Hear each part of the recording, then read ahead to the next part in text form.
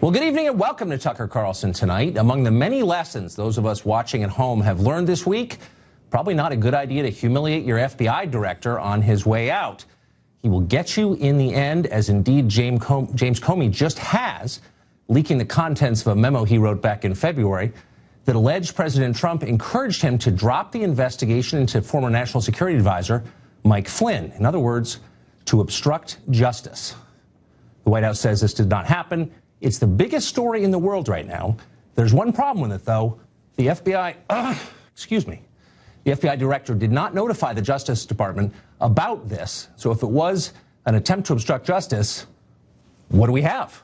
Watch this, a clip from earlier today on another network as someone tries to raise that question. Watch.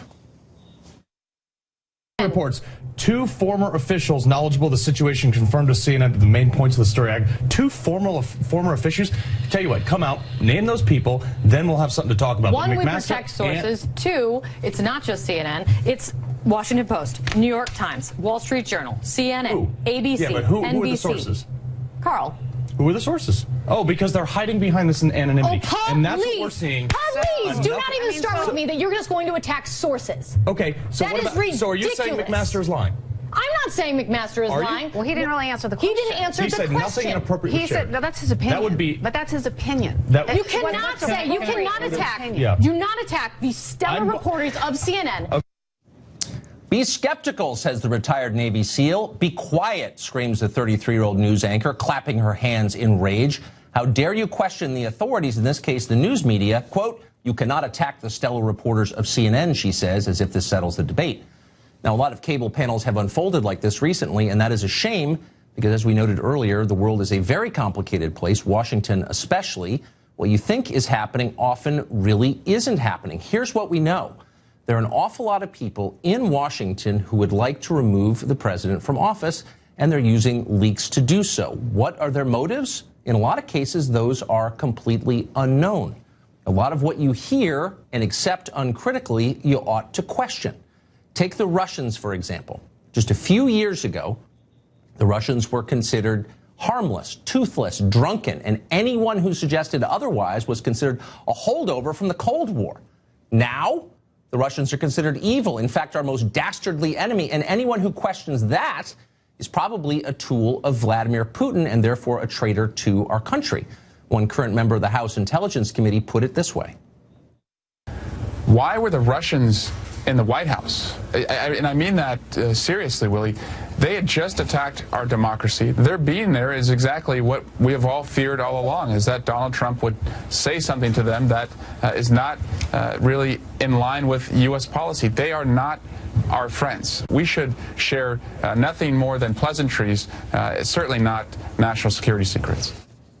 Well, Congresswoman Stephanie Murphy, she's a Democrat from Florida, went a step further than this. She demanded that the U.S. government stop speaking to Russia at all in any way. Quote, there's no such thing as appropriate contact with a hostile foreign government, she declared. No word on whether she applied that same standard to Barack Obama's recent deal with communist Cuba. Now, nobody is arguing here, even the Trump administration, that Russia is a close ally of ours or that the Putin government is rooting for America's success. They're probably not. But when a country goes from being an afterthought, as Russia was just recently, to the target of war drums, as it is now, and it all changes in a single election cycle, as it has, it's fair to ask what exactly is going on here. Almost certainly more than meets the eye, probably a lot more. And if you live in Washington, you know for a fact there's a lot happening behind the scenes. The press ought to be asking questions about this, but they haven't. Instead, they've attacked anyone who does. Well, not on this show. With those questions hanging in the air, we're joined now by one of the very few people in the country who might credibly answer them. He is Stephen Cohen, and for decades he taught and researched Russian politics at Princeton and NYU, and he joins us tonight. Professor Cohen, thanks a lot for coming on. So to start with the first of these two stories, the president is accused of passing critical intelligence to the Russians in a meeting at the White House. Do you believe that happened? No, and nor have I, in these decades you mentioned, ever heard an elected member of Congress say that we should have no relations with the Russians at all. Presumably that would include nuclear weapons control. When I see, I guess it was a Democrat, it's on the bottom of your screen, asking what are the Russians doing in the White House anyway? Well, they're doing with President Trump the national security of our nation, because what's at stake here is a proposal by Putin of Russia, by Trump of America, to join hands in an alliance against international terrorism. Right. And I would have asked you, if you had asked me a few days ago, what's the number one threat to the United States today, I would have said international terrorism. I don't know if you agree, Tucker, but it's certainly up there. Today, I would say it's this assault on President Trump, because it's been going on a year. And can we be clear? What he's being accused of is treason. This has never happened in America, that there's a Russian agent in the White House. And we've had a whole array of allegations, from Putin helped him get in the White House to his associates are doing wrong things with Russians, that Flynn did something wrong in talking, his former national security advisor did something wrong with talking to the Russian ambassador. There's no evidence that there was any wrongdoing, and indeed Flynn should have talked to the Russian ambassador. That was his job. So this is beyond belief now, and has become, by this I mean this assault on Trump and his loyalty, this has become a national security threat to us in itself. So is the heart of this change, so as I noted a minute ago, Russia went from being, excuse me, pretty much an afterthought to most people, to being at the very center of this very complex conspiracy theory. Is that all about trying to get Trump out of office, do you think, or are there other motives? Well, I think two motives have driven this, I think, false narrative against Trump, that he's somehow a Kremlin agent. There have been two forces. One is the Clinton wing of the Democratic Party, which doesn't want to admit she lost the election, wants to say, I, Clinton, won, but Putin stole it from me. And that may be because she wants to run again. I think that's a possibility. At the same time, there has long been in Washington a powerful, let's call it the fourth branch of government, the intelligence services, who have opposed any rapprochement or cooperation with Russia. Remember, in 2016, President Obama worked out a deal with Russian President Putin for military cooperation in Syria. He said he was going to share intelligence with Russia, just the way Trump and the Russians were supposed to do the other day. Right. Our Department of Defense said it wouldn't share intelligence.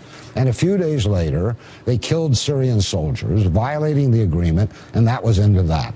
So we can ask, who is making our foreign policy in Washington today? Well, who is making our foreign? I mean, the president is elected in part to do that. He ran explicitly on a closer relationship with Russia. Not everyone is for that. That's right. But he won the election by saying out loud, we have a common enemy in Islamic terror. And so isn't it constitutionally the president's role to determine our posture toward the rest of the world? Isn't that the whole point of electing a president? Yeah, and so you and I have to ask a subversive question. Are there really three branches of government, or is there a fourth branch of government?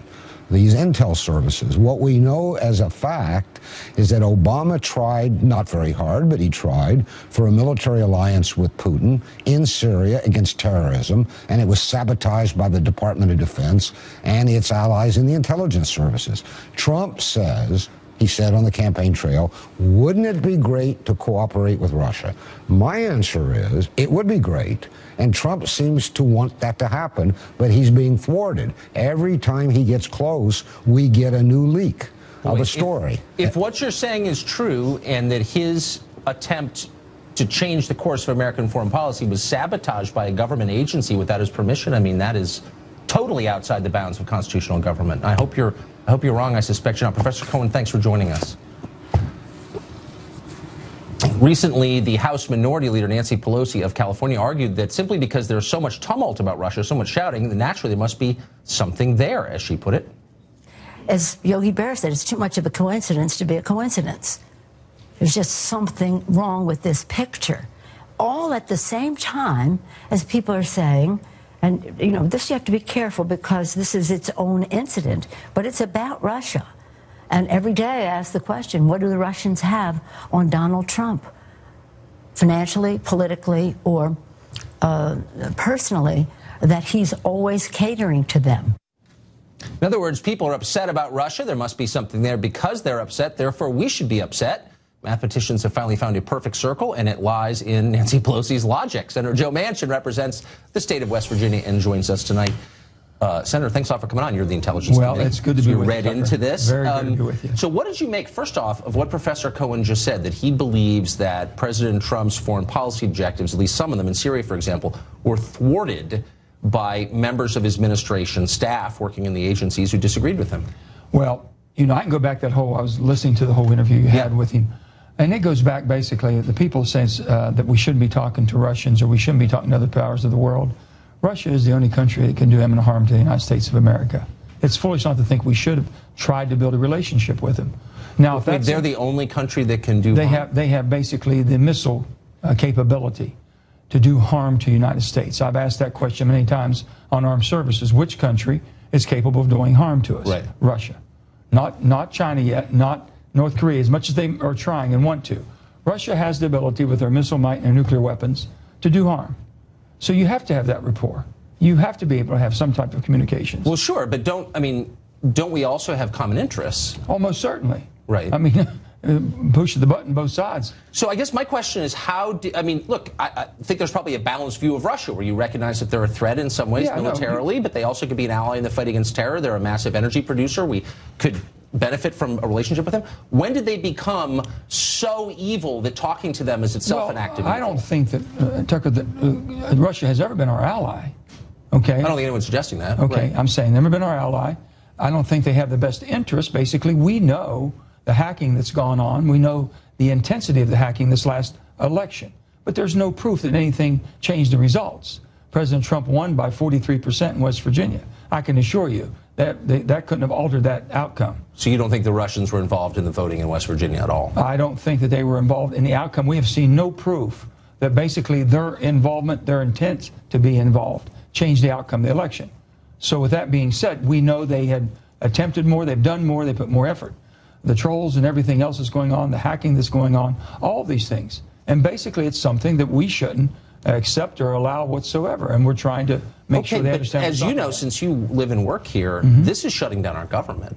And I think the Trump administration is partly at fault. I think the president's tweets are totally counterproductive. And there are lots of things you could say about his conduct that are unflattering.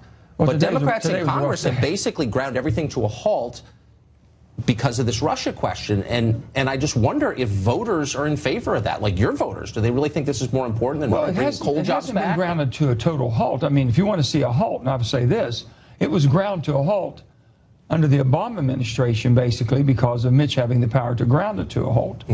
Two wrongs don't make a right, and I'm the first to tell you that. I didn't like what happened the last 8 years, the last 4 years that I was there, and now what's happening today. But you're hearing Democrats say that they won't vote on an FBI director until we get an independent investigation of Russia. First of all, I think it's important that we have a special prosecutor. Some people don't believe that, okay? I respect that. The bottom line is me stopping government. If we give me a good centrist, as far as an FBI director that doesn't have any context, not politically tied, right? We should vote for him. Yeah, regardless of whether there's an independent prosecutor. But that's mine. That's mine. I'm kind of doing my own thing, which I always have. But I guess what I'm saying is, I'm not saying that the Russia question should be ignored. I don't know what's at the bottom of it. I don't think anybody does. I resent people pretending they do when they don't. But let's look into it. But is it more important than the stated goals of the administration, or I don't know, the opioid crisis in your state, or persistent unemployment? All these things are important. Right, okay. So, but Russia seems like the most important by far to the Democratic Party right now. The report that came out this morning, today's a bad day. We've been hearing things that seem like hour upon hour coming out. I'm on the Intelligence Committee, and I've said this. There are 19 people privileged to classified information at that level. Supposedly that's what's all allowed. We were told very early on, if you discuss this, you can't discuss it with your colleagues and nobody else, staff, nobody. So we don't talk about things. Not supposed to talk about things. If we do, we'll get thrown off the committee. Right. If it's serious enough of what we reveal, then it could be further charges. So I've taken that very seriously. The president operates under a different set of rules than we do.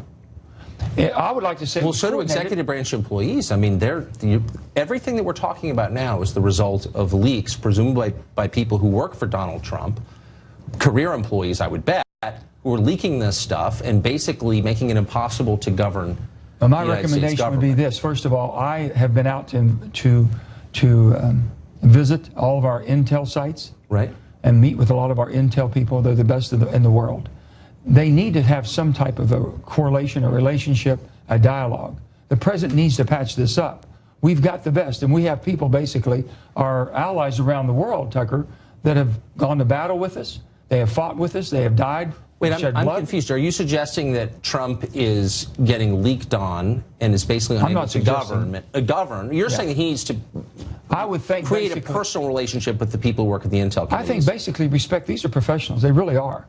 But even if he doesn't respect them or like them, they still work for him, and civilian control of government suggests they should do what he asks or leave, right? Isn't that the way it works? Well, you can take it that, but these are career professionals. But aren't Now, they that accountable being to said, voters? Shouldn't they be accountable to Well, they're voters? accountable to the country. Everybody takes that oath as accountable to the country. The country comes first. Well, There's sure, not one person, whether it's the president, me, or anybody else. It's the country that comes first. Of course. I'm just saying under our system, their boss is a guy who voters elect. In this case, Donald Trump, it was Barack Obama, it was Bush, it was Clinton, and they have to obey him because he was elected by voters. They weren't. And so when they ignore him or try to Well, he makes the final determination basically what direction, but they're doing their job day in and day out. Right. Thank God for that. They're basically monitoring and talking with our other allies, gathering information that keeps America safe. Sure, but the elected guy gets to set the policies. They don't, do they? No, he sets the policy, but they have to enforce it from the standpoint they have to follow through. The end policy is, I would think the policy would be the same, collect all the information possible anywhere in the world someone wants to do us harm, prevent him from doing us harm. So who's our allies around the world? We have people that have fought and stayed with us. Those people are trusted. Do we put people in harm's way? So what came out today could put an awful lot of people in harm's way. Sure seems that way. We're very concerned about that. Yeah, I can see why. Senator, thanks. Thanks, Tucker.